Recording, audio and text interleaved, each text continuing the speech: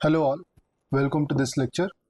So in the previous lecture we have seen the modeling of symmetrical rotor three-phase machine, and in this lecture we are going to use the same model to extend that model for surface mounted permanent magnet synchronous machine. So what basically we have for this machine is that the rotor side is having all magnets placed on the surface, so there is no change in the magnetic material property if we go for the magnet area and non-magnet area, which is why the rotor is uniform and it falls under the category where we can call it symmetrical rotor machine. So if we see this structure, essentially this is having 8-pole configuration. We can find it north south and so on, and then there are slots given in which winding is going to be placed. So this is once again having distributed winding,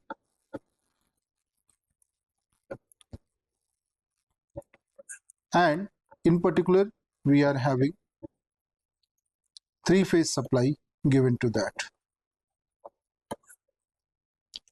So this is what we are going to model. Now if we see the equation what we have derived in the previous lecture,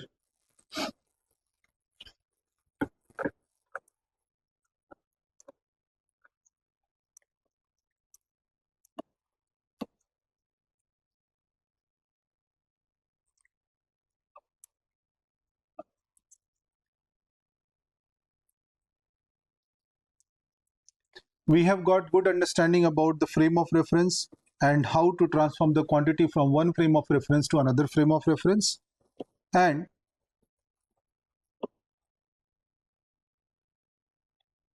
we have written the respective KVL equations in those frames of reference. Now because in case of PM we are dealing with magnets on the rotor side, so there is no role played by the rotor equation in this machine. So we are going to have our control structure developed on basis of this equation itself. However, we do have the rotor current appearing in this equation, so we need to have the correct way of representing it, modeling it in terms of machine parameters and machine constants. So what essentially it has, basically it is having a permanent magnet. When we talk about permanent magnet, we have a structure where north-south poles are located and the flux lines are flowing from north to south outside and south to north inside the magnet, and these are forming closed contours. Now the first thing what we need to do is we need to model this magnet in terms of electrical elements. So we need to have some kind of voltage or current applied to certain element which will give the similar effect in terms of the flux. So this can equivalently be represented as a coil, say having inductance L value, and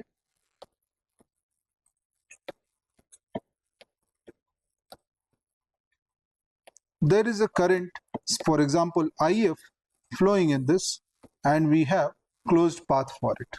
So essentially this coil is going to generate flux lines which will depict like a magnet.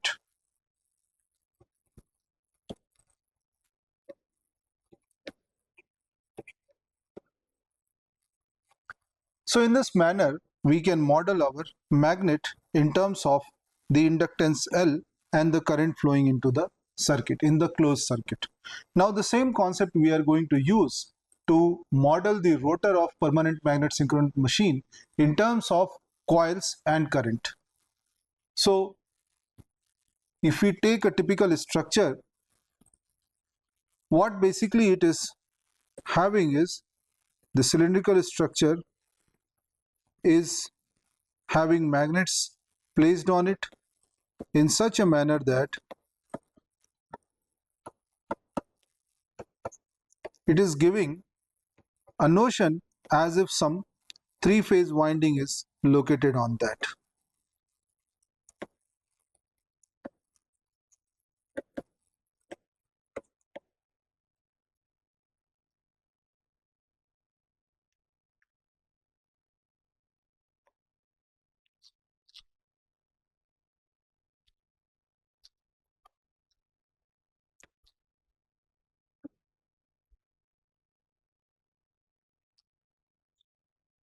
So we can always model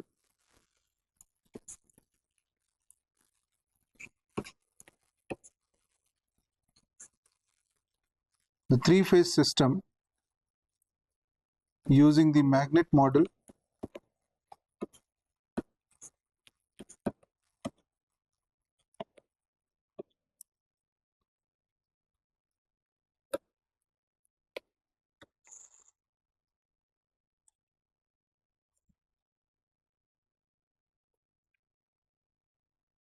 and because this has to satisfy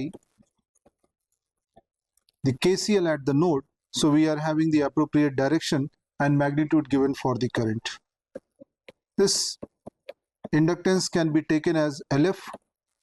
Now, what we need to understand is that IF is essentially a DC current, a constant DC current which is flowing. So, when we are locating, when we are replacing the rotor with an equivalent circuit, this current vector formed by these quantities is not rotating, is a fixed value, is a fixed steady vector. Now, using the representations what we had in the previous lecture, if we try to place and we try to write the rotor side vector in the rotor frame of reference,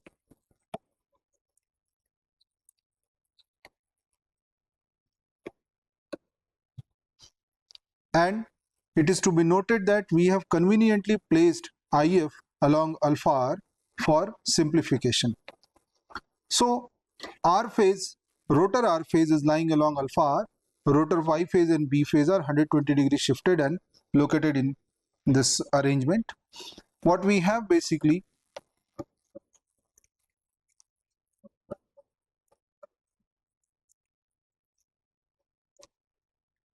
rotor RYB current vectors are going to add to give us the rotor current vector.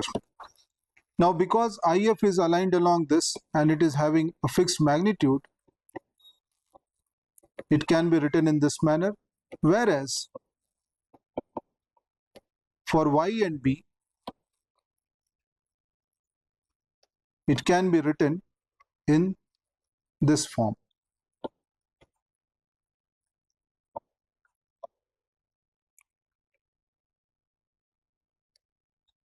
So this simplifies and it can be written as 3 by 2 times of IF, which means there is no imaginary component for this vector, and it means that we are having the entire vector falling along the alpha r axis. Now, as the rotor is rotating, when we are supplying the machine and rotator is rotating, we will have this vector also rotating along with the rotor structure. So now this value can be used for replacing the IR in this equation. Now going ahead,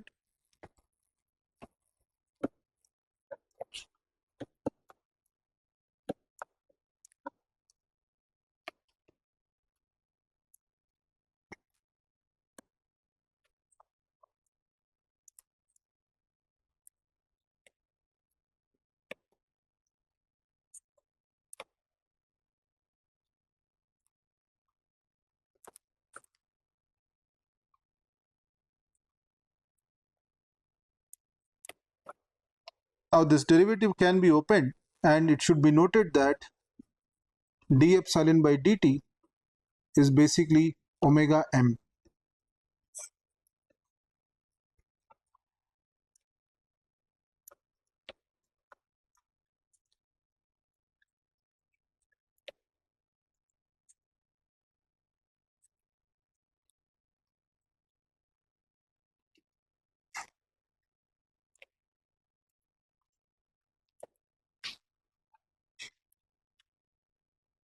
Now, if we observe this term, which is having essentially three components, one which is dependent on the rotor speed, third one which is basically the unit vector,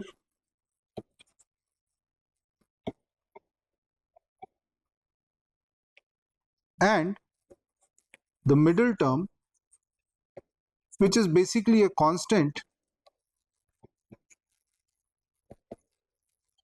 which depends on the machine parameters.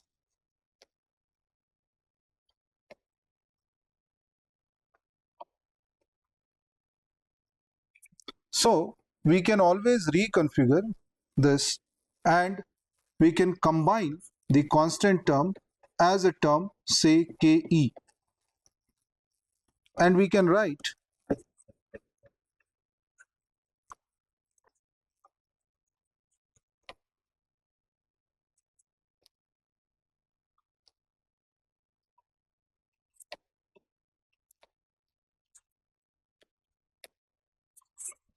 the KVL for the stator winding in this manner. Now, essentially what it is suggesting is that the R and L components are related to the winding. However, this is the part which is basically relating to the back EMF generated by PMSM. Now, this unit vector e raised to the power j epsilon essentially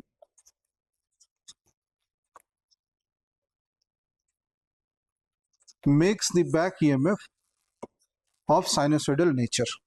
So the constant magnitude or the magnitude of the back EMF is dependent on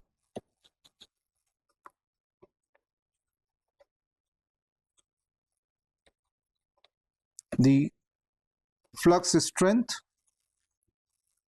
and the speed of the rotor,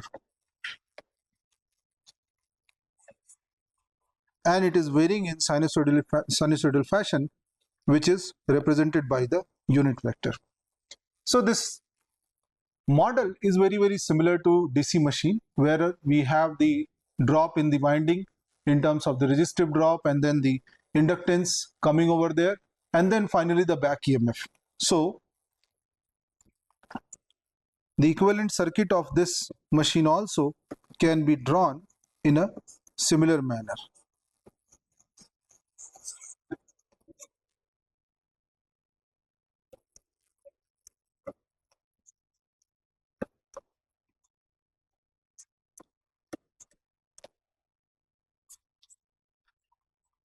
This is the electrical model of the machine. Now, if we talk about the mechanical model of the system, so our PM is basically attaching to a load, and the entire system may have a moment of inertia which can be given by J, and the load torque applied by given by the system could be tau L. Electromagnetic torque generated by PM could be tau E. So the mechanical model can be written as J d omega m by dt equals tau E minus tau L.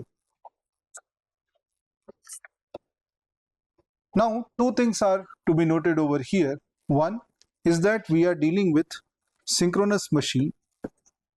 So essentially what we are trying to say that rotor is rotating at synchronous speed, and there may be more number of poles, more than 2 poles available on the structure. So in general, our omega m is related to omega s in this manner, where omega s is the supply frequency or synchronous speed.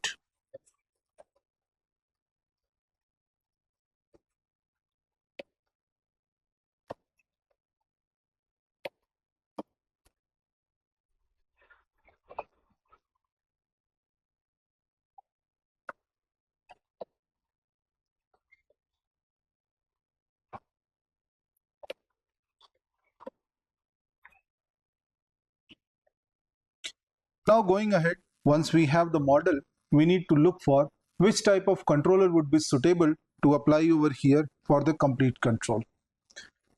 Now, once we are discussing about that, we have seen many type of controllers available. For example, in our previous discussion related to DC motor, we have seen that there could be several type of controllers available for the control of the system, and all these are falling under the category of linear controllers. So we are not talking about non-linear controllers in this course. We are particularly going with PI controller because it's a more versatile controller which is going to be used, or which is used in many systems. What we understand basically is that PI controller, which is a linear controller, is more suitable for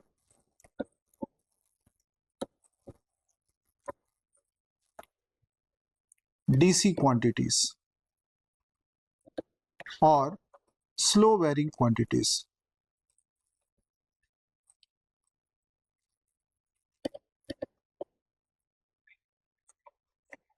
However, our machine which we are targeting over here is an AC machine. We have three-phase AC supply given to the system. So which means there are two options: either we change our controller and we go with something else, or we have a different way of representing the mathematical model of PMSM so that this controller can be made compatible with that. So what essentially is to be done over here is that when we are talking about our vector, say vector is, and we are modeling in the frame of reference alpha is beta s. Now because we don't have the rotor side circuit given over here, we don't have the rotor quantities to be represented in this form, so we can remove this superscript requirement, at least for this part of derivation. So alpha beta refers to the stationary frame of reference which is attached to the stator. Now when we are talking about such frame of reference, what essentially we are suggesting is that the projections formed by IS on this alpha and beta are varying in nature because this is rotating, however our frame of reference is stationary. So because of this rotation, the components of IS on alpha and beta, IS alpha and IS beta, are varying in nature, which is what we are defining as the AC quantity. However, we want a system where our AC quantity can be represented in a manner which seems like DC to us. So if we talk about a scenario, we are basically representing it as if, say, we are standing on ground and we have a vehicle moving in front of us with velocity v.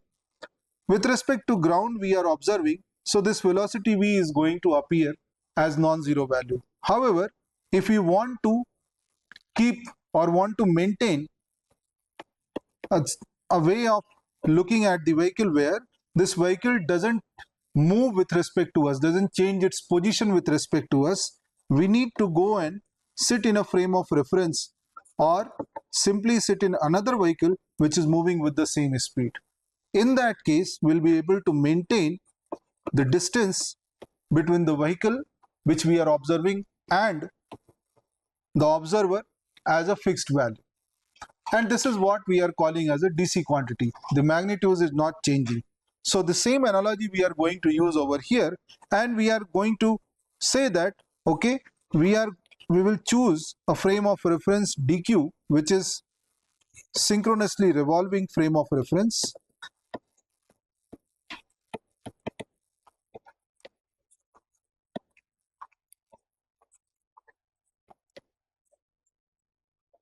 and at the same speed omega s it is also moving, which means that the quantity, the current vector is and the frame of reference will move with the same speed.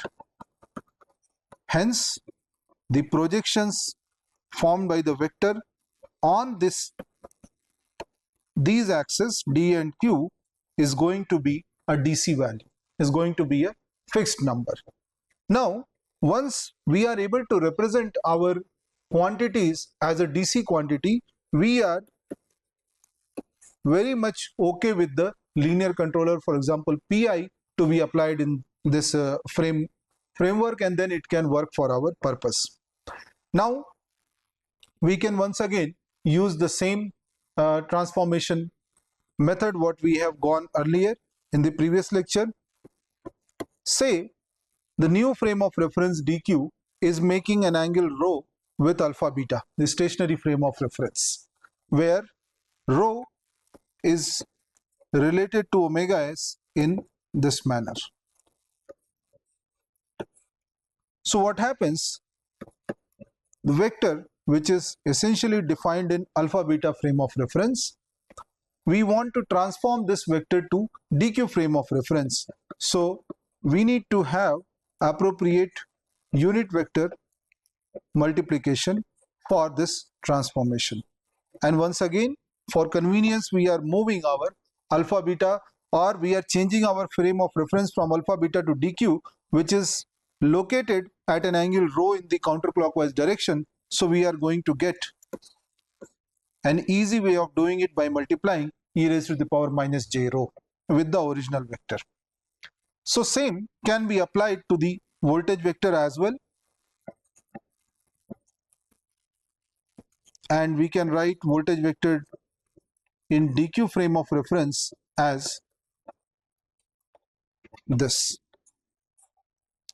Vice versa, we can also write our alpha beta in terms of DQ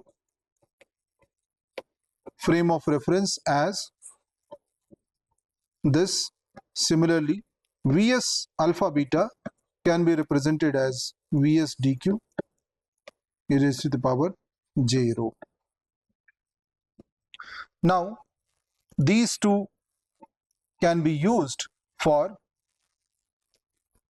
writing the equation in DQ frame of reference. So specifically, I would mention the alpha beta superscript to say that this particular equation belongs to alpha beta frame of reference.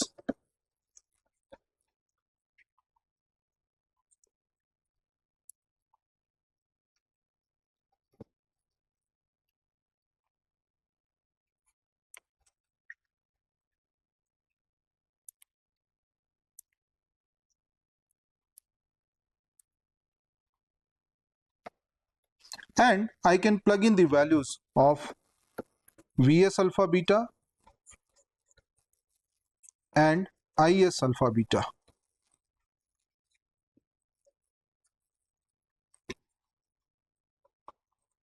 To write all the quantities in one common frame of reference, which is rotating at synchronous speed.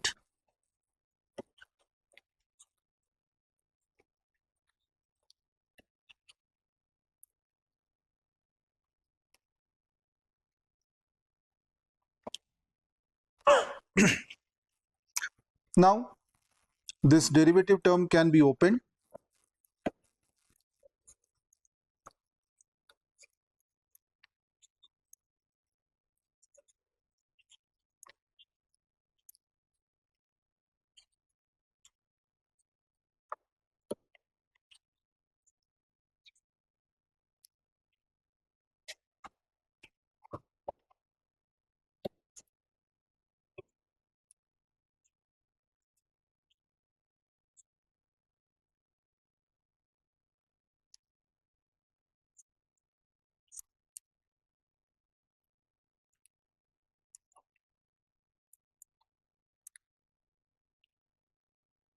And then we have equation which basically involves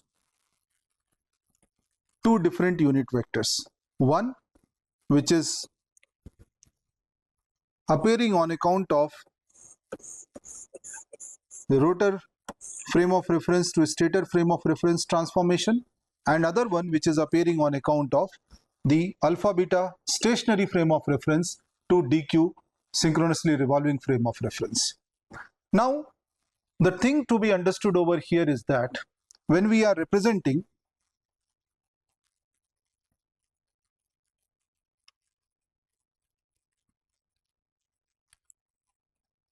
our current vector in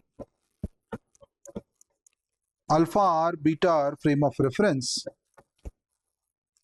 we have essentially projected the IR vector along alpha r. So which means that this IR vector is located along alpha r in the alpha r beta r frame of reference. And because this is synchronous machine, so my synchronous speed and mechanical speed are going to be same. So this is after considering the number of poles. So essentially what happens is that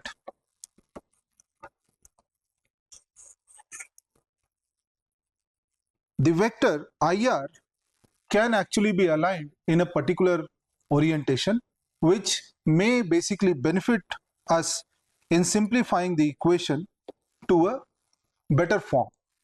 So what we are trying to do over here is that we are trying to take two conditions. One, where I am going to write omega s is equal to omega m, considering the number of poles which are there on the machine, and then I am also going to have epsilon going equal to rho. Now these two conditions are coming out from two different scenarios. When we are talking about omega s equaling omega m, this is basically on account of the nature of the machine, because it is permanent magnet synchronous machine. So because of the synchronous nature, it is having same value of mechanical as well as synchronous speed. It is operating at synchronous speed. However, when we say that we are trying to make rho and epsilon equal, and we observe from this frame of reference representation, what we essentially mean is that our d-axis is aligned along alpha r, which is also the orientation of the vector IR, and q-axis is going along beta r. This particular case is called rotor flux orientation.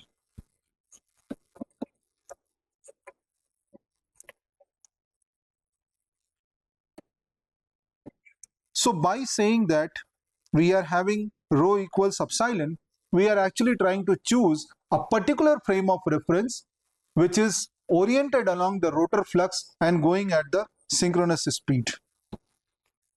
So what simplification creates in the model is that now all the unit vectors can be written in a same way. So I can replace this epsilon and I can write rho at this point. And in that case, I can remove all the unit vector components from right hand side as well as left hand side. So this simplifies the scenario and it reduces the equation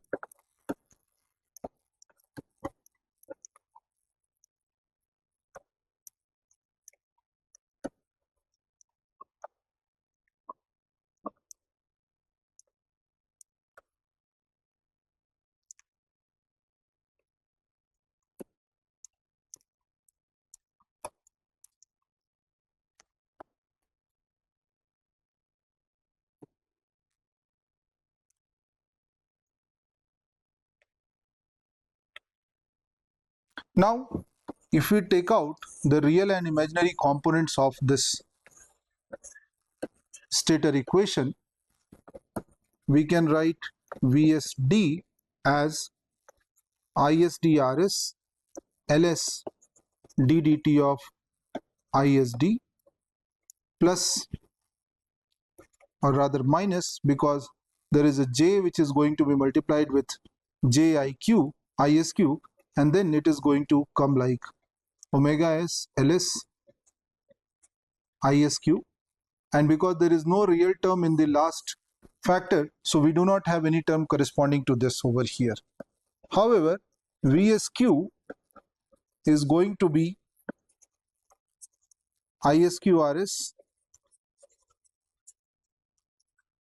LS ddt of ISQ plus omega s LS ISD plus omega m times of Ke. So these two equations are having some differences. The first difference what we see is that there are basically different terms appearing in these equations. For example, d axis is consisting of ISQ, the current from the q axis side, and VSQ is consisting of the current from the d axis side. So these two terms are essentially appearing on account of cross coupling, which is happening because of the frame of reference transformation from stationary to dq. However, the back EMF part, or this term which is actually relating to back EMF, is appearing only on the q axis voltage. So what it means that, once again, when we are saying that our flux is oriented along the d axis, we are immediately ensuring that the voltage generated by this flux is going to be located at orthogonal axis, and that is going to be located along the q axis.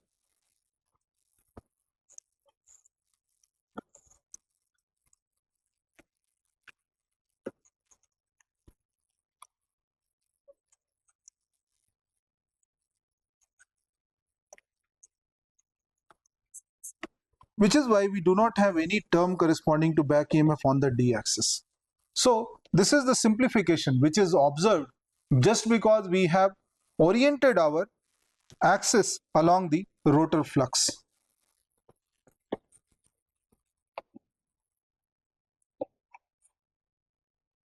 Now the model looks much simpler for the permanent magnet synchronous machine, and we can draw the equivalent circuit also.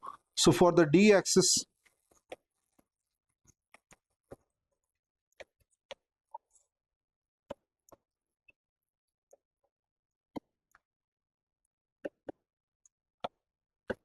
there is supply VSD, and we are getting the current ISD in response to that.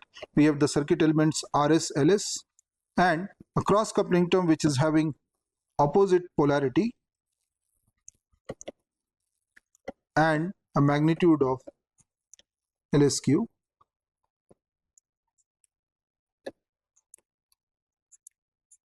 Whereas for the Q axis, there are two voltage elements appearing in the circuit. One on account of cross coupling, and other on account of the back EMF.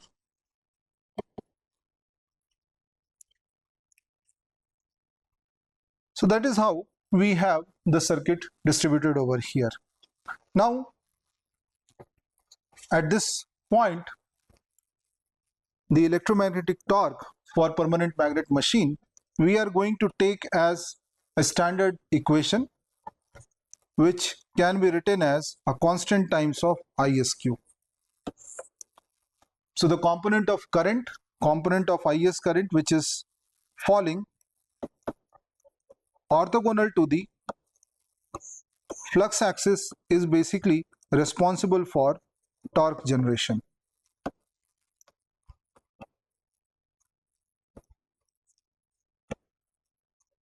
Whereas the component of current which is falling on the d axis is basically flux generating component. So we have clear division in the current vector, that there is a certain component which is responsible for producing flux, and there is a certain component which is responsible for producing torque. Now, as such, when we are dealing with permanent magnet machine, we actually do not need any component of current which produces flux, because it's already created by the permanent magnets placed on the rotor. So many times we can choose to have ISD current equated to 0, which means that we can choose to have IS completely orienting towards the Q axis. So there is no component, there is no projection of is coming on the d axis or the flux axis. So this could be one way of controlling the current of the permanent magnet machine. And how this is going to affect the, or how this is going to reflect in the phasor diagram of the system, we will just see. So then on that basis we can say that if we are orienting our current completely along the q axis, we are basically utilizing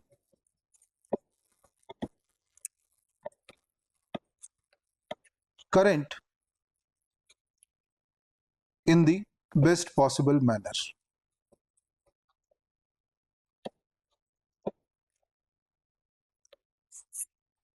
So sometimes it can also be related to the maximum torque per ampere kind of scenario.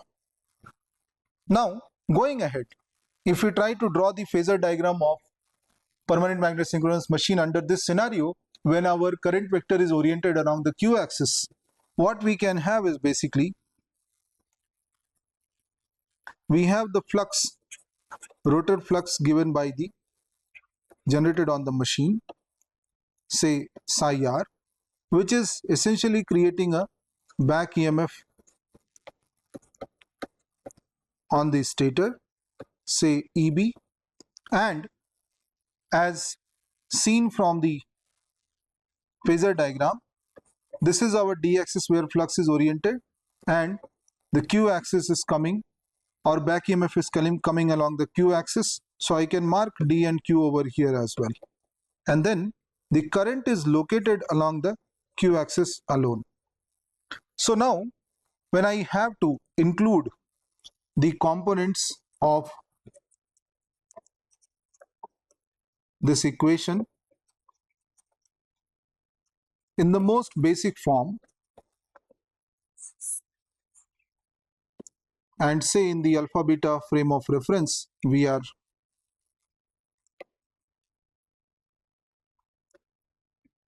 trying to draw this. So we are going to add these components ls ddt of is and then isrs on this eb. So we are going to have isrs and then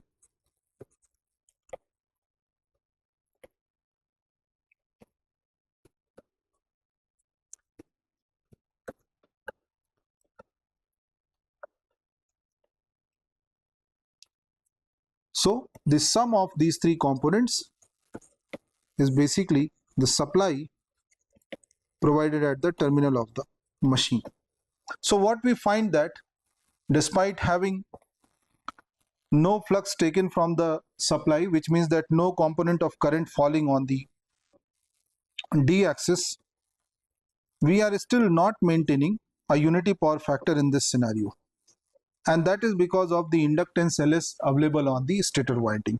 So what we observe that in this way of controlling the induction machine, the permanent magnet machine, we are kind of aligning the complete vector along the q axis and we are trying to utilize it maximum for the torque requirement. Whereas if we want to have say unity power factor kind of operation with the supply Vs, we do need to have a negative component coming, because the Vs is going to be, Is is going to be aligned along Vs in this new scenario of unity power factor. So we are going to have a component of ISD which is going to be negative in magnitude compared to the usual operation. So in that case we'll be able to achieve unity power factor between Vs and Is. So these are different ways in which permanent magnet synchronous machine can be controlled. And now we will look for a way how to represent the complete block diagram for this PMSM drive. So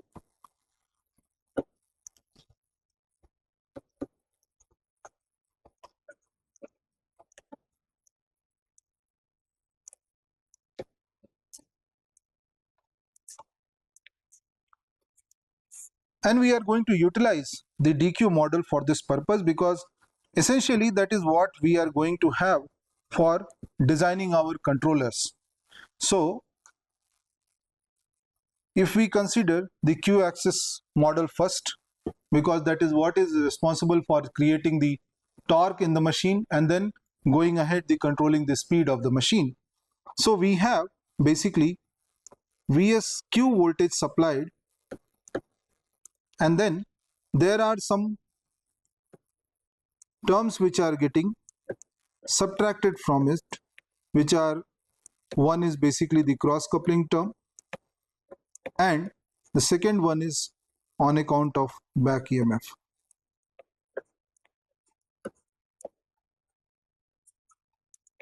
The resultant voltage is basically provided to the first order RL model for the winding,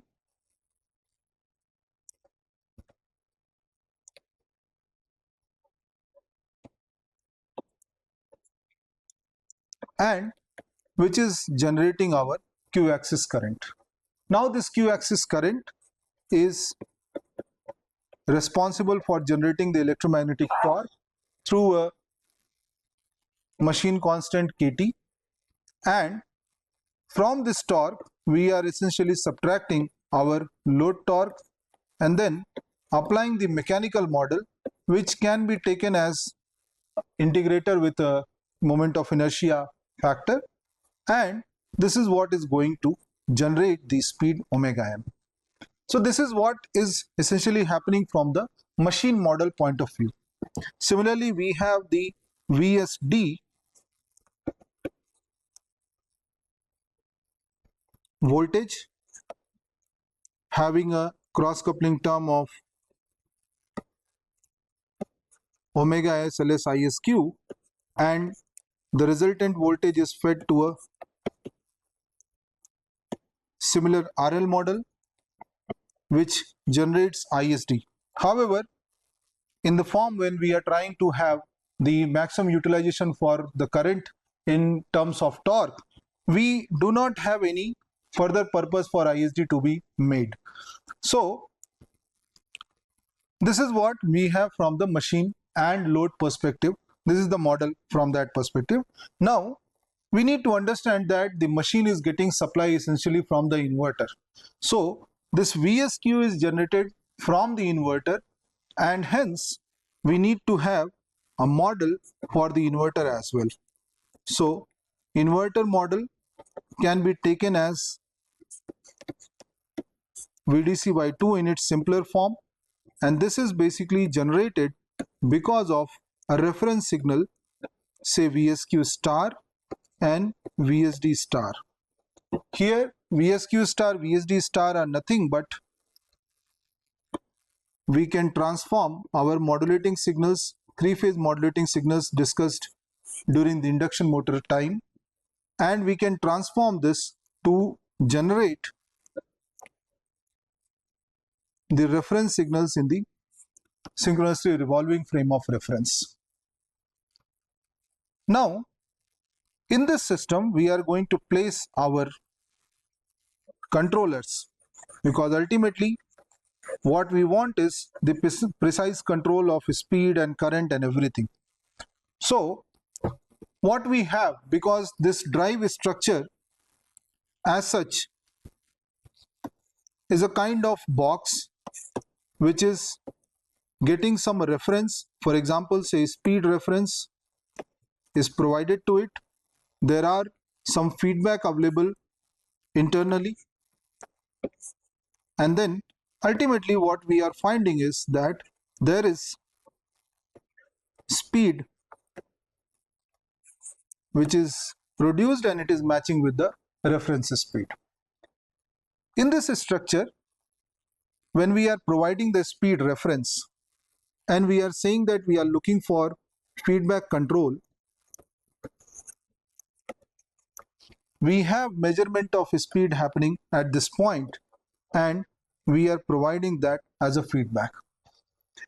In response, the error generated by this comparison, let us call it omega error, that is basically going to be processed by the PI controller, one of the PI controller which can be called as a speed PI controller, and this is going to generate the reference signal.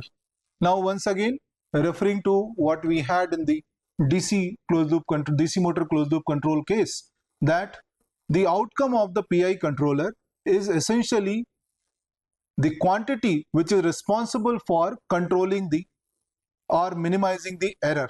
For example, if our speed is lagging behind the reference value, we need to accelerate it. The quantity responsible for doing it is torque. However, torque is generated on basis of the q-axis current. So which is why this is speed control block is going to generate a reference for the q-axis current. Now once again, because ISQ also is required to be controlled in a precise manner, we need to have another feedback based control for ISQ, and once again this error is going to be fed to another PI controller which is going to be sitting within the loop, and this PI will generate certain reference voltage. Now looking at the structure what we have over here, if we see the block diagram from voltage, reference voltage to current, we have two nonlinear components appearing in the structure. These are not modeled in terms of the circuit parameters or any other dependent thing. It is coming on account of cross coupling which is coming from another side, and then the back EMF. So these are required to be compensated through a feed forward term for better dynamics. So which is why these terms are compensated at this point and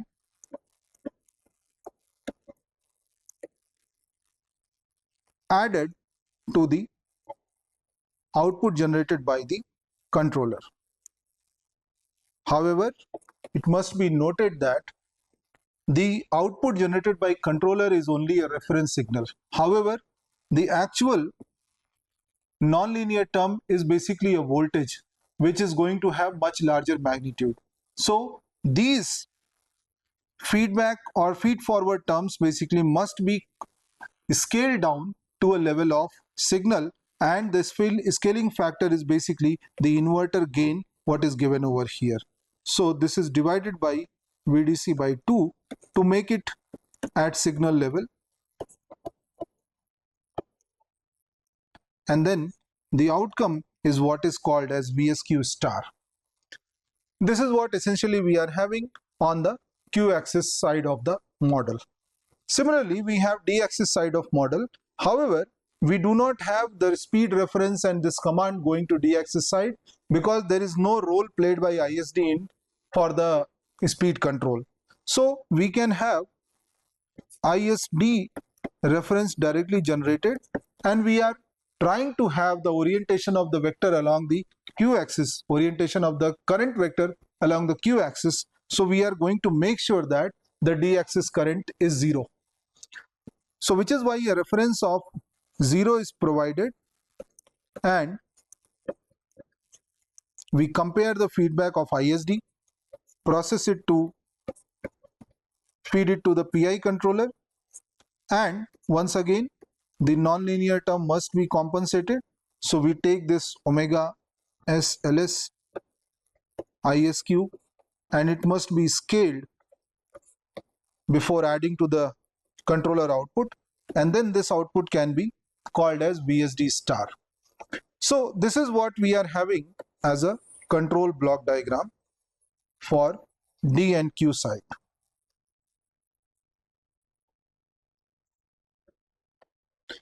Now here two things are required to be understood.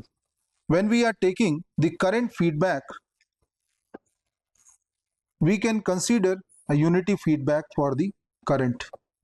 So for example, ISD and ISQ, both currents can come in a unity feedback manner, unity loop gain. There is no gain involved in that. However, when we are talking about the mechanical omega m feedback, mechanical speed feedback, we need to consider some kind of filter before feeding it to our controller. This is basically on account of the disturbances which might be available in the environment, in the sensor, and also we have to have deliberate reduction in the bandwidth of the outer control loop. This is where also this first order filter is going to help us. So which is why the speed feedback is going to come only after a filter, a low pass filter, which is placed in the feedback loop. So this is the complete structure if we see over here. Now, certain things which are required to realize this structure. One, we do need to convert ISR, ISY, ISB, the three-phase current to ISD and ISQ. And for that, what is needed is basically the position of the rotor. Because we have said epsilon is equal to rho, so we need position of the rotor for doing this job. So which is why PMSM drive many a times operates with position encoder.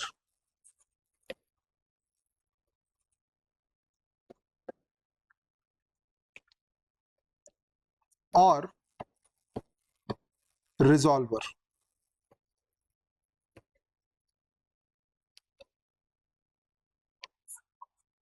So in other words, we need to have prior understanding of where the rotor is located, where the rotor is positioned. So we must start from that starting point. Otherwise, there may be mismatch in the DQ axis what we are assuming and DQ axis what is actually present in the hardware, in the machine.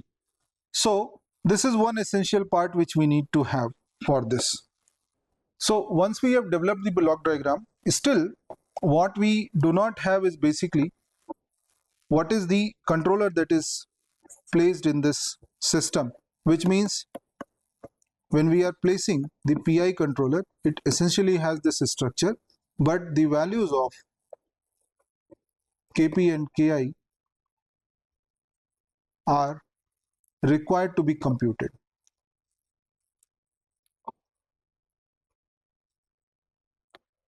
And also we need to decide how fast the system can operate, which means we are trying to work out the possible bandwidth for the system. So these things will be taken up in the next lecture. Thank you.